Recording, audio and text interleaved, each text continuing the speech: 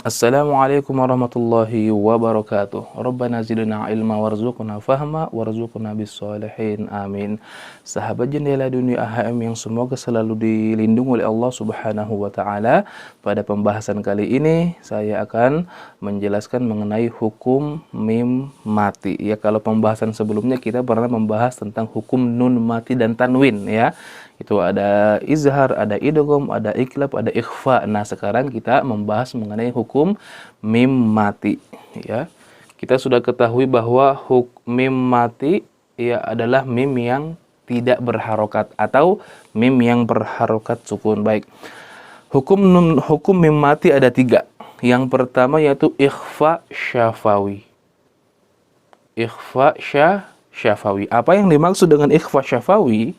Jadi ikhfa syafawi itu mengucapkan huruf, yaitu huruf mim mati ya, antara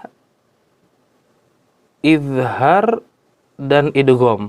Jadi antara mengucapkan dengan jelas dan memasukkan, maka cara mengucapkan adalah samar-samar. Jadi huruf mim mati yang disebutkan akan terdengar samar-samar, tidak diucapkan secara izhar, secara jelas, dan tidak diidghamkan atau dimasukkan ke huruf setelahnya, tapi dilafazkan, diucapkan dengan samar-samar ya. Selain diucapkan antara izhar dan ikhfa atau secara samar-samar, juga disertai dengan gunnah. Ya, jadi mim mati itu disertai dengan gunnah kapan ya? Ketika mim mati bertemu dengan huruf ba. Ya, hanya satu huruf saja. Contoh ya. Contohnya ilaihim bihadiyah. Ya. Ilaihim bihadiyah. Ini ada mim mati bertemu dengan huruf ba.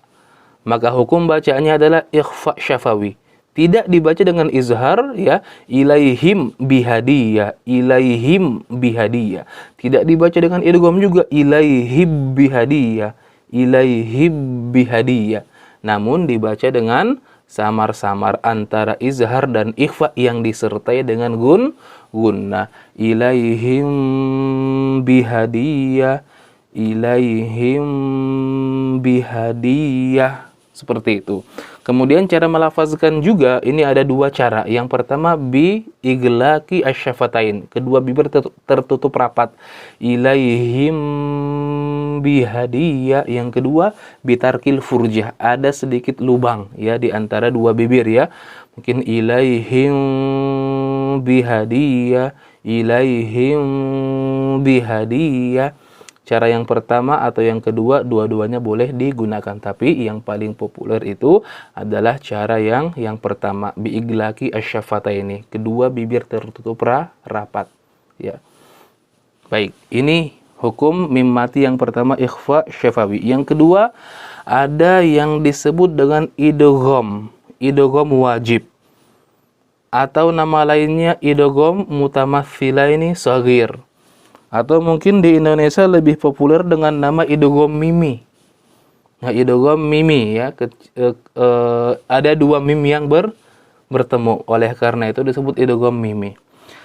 Baik, apa yang dimaksud dengan idgham wajib atau idgham mutamatsilaini shaghir atau idgham mimi, yaitu ketika ada huruf mim bertemu dengan huruf mim. Ya, ketika ada huruf mim ya, mim mati, karena pembahasan kita mengenai hukum mim mati ya. Mim mati bertemu dengan huruf mim ya, mim yang hidup. Jadi ada mim yang pertama, ini yang pertama. Ya, yang ini mim mati, ini adalah mim yang kedua. Nah, mim yang pertama ini terbagi menjadi 2. Ya. Terkadang dia berasal atau huruf mim asli, ya, mim asli.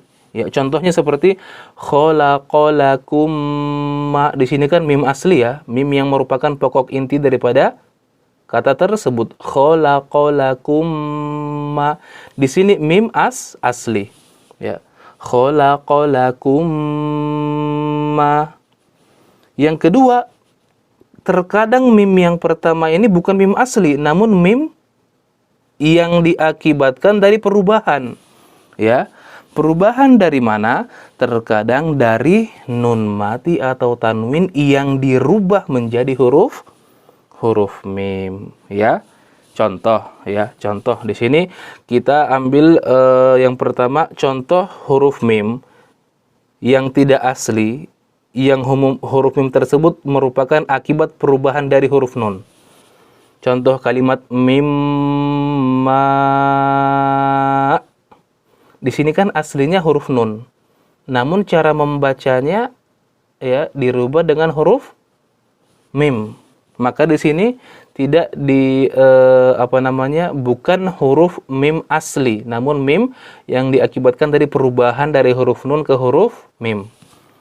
Yang kedua, contoh mim yang tidak asli yang diakibatkan dari perubahan dari tanwin.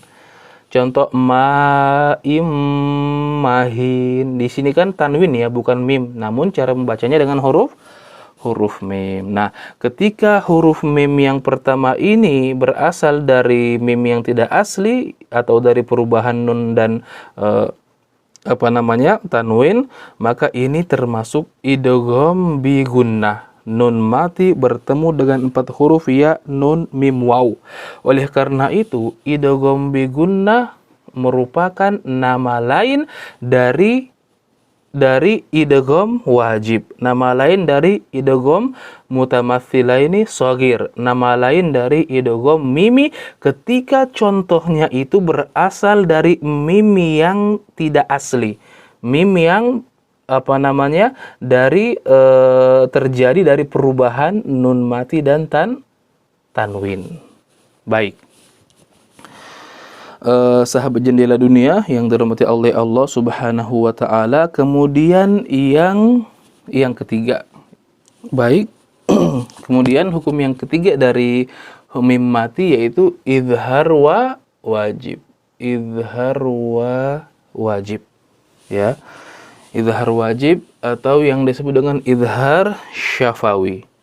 Izhar syafawi.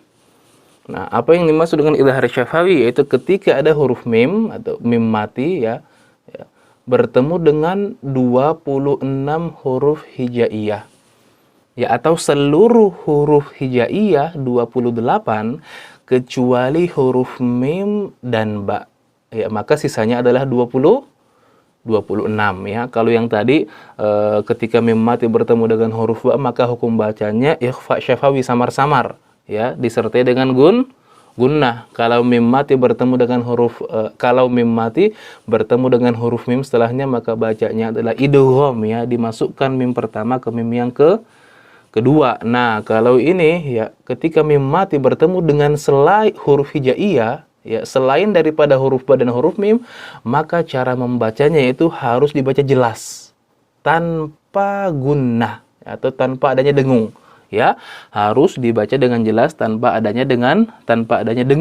Terutama ketika huruf mim bertemu dengan huruf waw dan fa, harus diperhatikan, harus benar-benar dibaca dengan jelas. Kenapa? Karena antara huruf mim dan huruf waw itu makhrajnya sama-sama dari syafatain.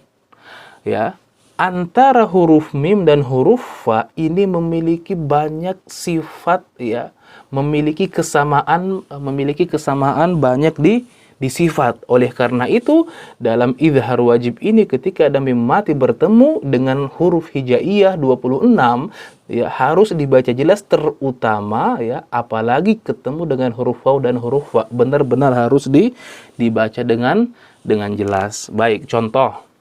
Ini contoh yang umum ya, selain dari huruf waw dan fa dulu ya. Contoh izhar wajib ya dari ya huruf sin dan huruf ta ya, mim mati bertemu dengan huruf sin ya.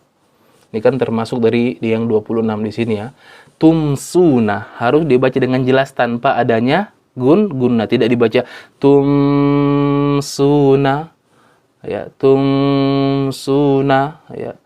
Tidak dibaca dengan ikhfa ya, samar-samar tumsuna, tidak dibaca dengan idgham juga tussuna, tapi dengan izhar.